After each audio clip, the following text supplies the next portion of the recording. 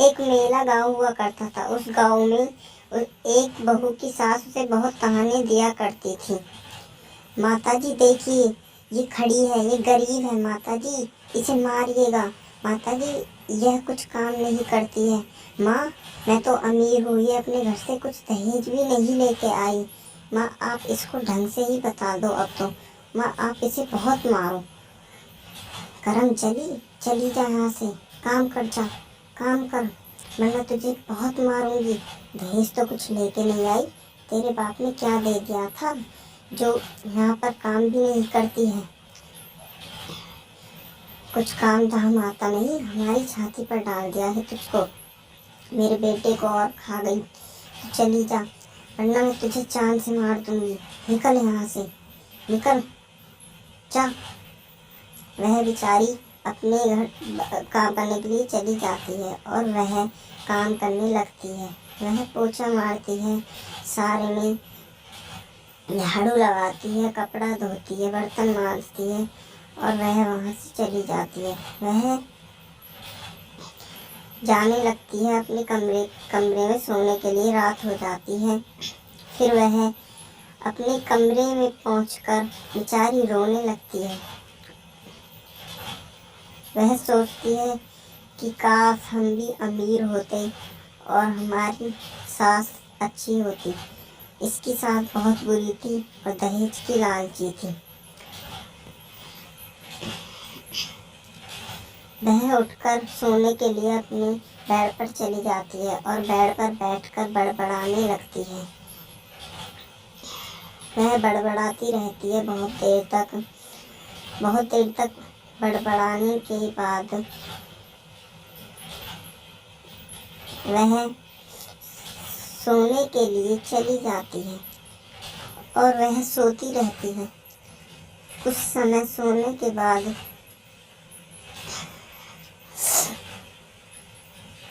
उसकी सास उसे आवाज़ लगाती है और वह जग नहीं पाती। वह बेहोश हो जाती है काम करने के चक्कर में। फिर उसकी सास आती है और उसकी जेठानी उसे बहुत मारी होती है। उसकी जेठानी बोलती है, माँ, इसे देखो, यह उठ नहीं रही है। मैंने खूब जगा लिया माँ, इसे देखो, कुछ काम नहीं करती है। मैंने इसे खूब जगा लिया है, फिर भी ये नहीं उठती। आप ही संभालो माँ, आप इसे मारो। मैं तो दहेज में बहुत कुछ लाई हूँ, वह तो भिखारी है, वह तो बहुत गरीब है, कुछ नहीं लाई दहेज में। माँ, इसे मारो। फिर वह उसे मारने के लिए जाती। सास कहती है, बेटा तुम ही मारो इसे, मारो, खूब मारो, मैं कुछ नहीं कहूँगी, मारो मारो, खूब मारो इसको, मैं कुछ नहीं कहूँगी। फिर उसकी सास आगे जाने लगती है। उसकी जेठानी आ जाती है और उसकी सास आगे जाकर उसे खूब मारती है। फिर वह चली जाती है। वह रोने लगती है। वह बेचारी रोती रहती है और वह उसकी सास और जेठानी आगे चली जाती हैं। वह बेचारी खूब फूट फूट कर रोती है। बहुत फूट फूट कर रोने के बाद वह काम करने के लिए अपने वहाँ पर चली जाती है घर पर। फिर वह रोजाना की तरह काम करने लगती है। उसकी सास बहुत उस पर अत्याचार ढाती थी, जुल्म करती थी और उसकी जेठानी और जेठ भी कुछ नहीं किया करते थे। उसका जेठ तो बहुत डरा करता था उसकी जेठानी से। ये बेचारी दिन भर काम में लगी रहती और उसका पति भी मर चुका था एक्सीडेंट में। फिर वह काम करते करते अगले दिन उसके जेठ का बर्थडे था। बर्थडे में करम चली यहाँ खड़ी है, करम चली, जा काम कर, बर्थडे तो मेरे पति का है, तेरा थोड़ी नहीं। निकल निकल करम चली, निकल निकल, वरना मैं तुझे मार दूंगी तुझे। एक दिन उसकी सास उसे आवाज़ दे रही होती है, वह नहीं सुनती तो उसकी सास उसके कमरे में जाने लगती है। उसकी सास को जाने के बाद उसकी सास उसके कमरे में पहुंच जाती है। फिर उसकी सास से आवाज़ लगाती है और वह नहीं सुनती। फिर उसकी सास उसको जाकर मारने लगती है। उसकी सास उसको खूब मारती है। फिर वह बहुत रोने लगती है, उसकी सास उसे खूब मारती है। वह बहुत खूब फूट फूट कर रोने लगती है और उसकी सास से मारते मारते जान से मार देती है। फिर भी उसकी सास उसे खूब मारती है, खूब मारती है। उसकी सास उसे मार देती है और चली जाती है। फिर वह अपने बेटों को बता रही होती है कि बेटा जल्दी आओ घर, जल्दी आओ, बहुत गलत हो गया है। फिर उसके बहू बेटे भाग के आते हैं। बहू कहती है माँ क्या हुआ, क्या हुआ, क्या हो गया, आप चिंता मत करो, क्या हुआ आप बताओ। वह खड़े होते हैं। उसकी जेठानी पूछती है माँ क्या हुआ। वह बहुत देर तक खड़े रहते हैं। उसकी सास उसे मारकर पीछे फेंक के आती है जंगल में। फिर उसकी सास बताती बेटा मैंने उस बहू को मार रही थी और वह मर गई, मुझे नहीं पता कि वह कैसे मरी। नहीं माँ जी आप चिंता मत करो, हम कोई पुलिस आ रही होगी तो हम उससे बोल देंगे कि वह कहीं चली गई है, वह भाग गई है। फिर वह बैठे होते हैं। बैठे बैठे कुछ समय बाद पुलिस वाला आता है। सास बोलती क्या है, किसने कहा तुमसे कि हमने उसे मारा है। हमने तो नहीं मारा, हमने उसको नहीं मारा, वह भाग गई है। पुलिस वाला बोलता है कि मुझे एक आदमी ने बताया कि तुमने बहू को मार दिया है और तुम उस पर बहुत अत्याचार करते हो। फिर पुलिस वाला चला जाता है।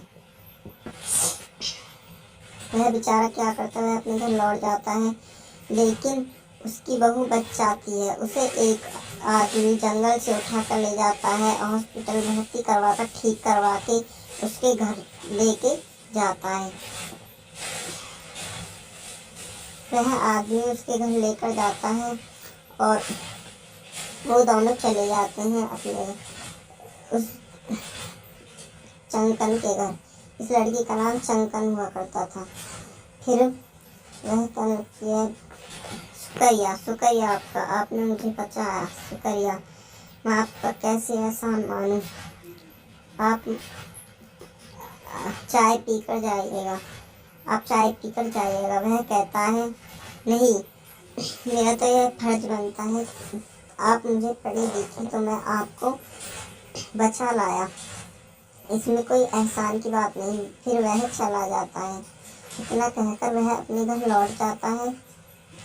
आपने हमारे चैनल को सब्सक्राइब नहीं किया तो सब्सक्राइब करें और लाइक करना ना भूलें। फिर वह लड़की आगे अपने घर पर चली जाती है। अपने घर यह बोलती भी जाती पिताजी पिताजी पिताजी तुम कहाँ हो। भाग कर जाती है। वह उसके पिता सो रहे होते हैं।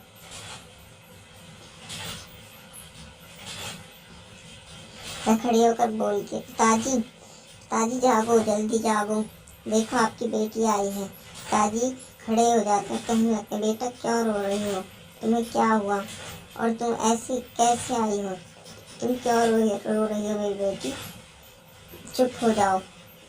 वह बेचारी खूब फूट फूट कर रोती है। फिर अपने पिताजी को सारी कहानी बताती है। अपने पिताजी को सारी कहानी बताते हैं कि पिताजी मेरी सास जेठ जेठानी मुझ पर ऐसे ऐसे अत्याचार करते थे और मेरी सास ने मुझे मारकर पीछे जंगल में फेंक दिया। फिर मुझे एक इंसान बचा कर लाया, वह अपने घर चला गया है। पिताजी अब मैं बताओ क्या करूं, मैं इसलिए आ गई। कोई बात नहीं बेटी, तुमने अच्छा किया आ गई, अब हम उन्हें सबक सिखाएंगे। नहीं पिताजी, वो उनके कर्म उनके साथ हैं, जैसी करनी ऐसी ही भरनी, हम उन्हें कुछ नहीं कहेंगे। नहीं बेटा चलो, हम पुलिस को लेकर जाएंगे और उन्हें सबक सिखाएंगे। वह दोनों जाने लगते हैं।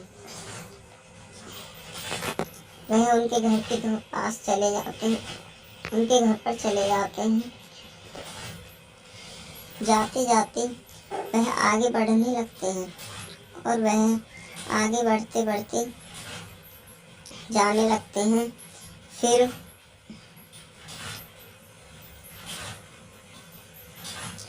वह पुलिस को लिवाकर वहाँ पर जाते हैं। वह एक पुलिस वाले को चौकी से बुलाकर लाते हैं और वहाँ पर अपनी ससुराल वह लड़की जाने लगती है।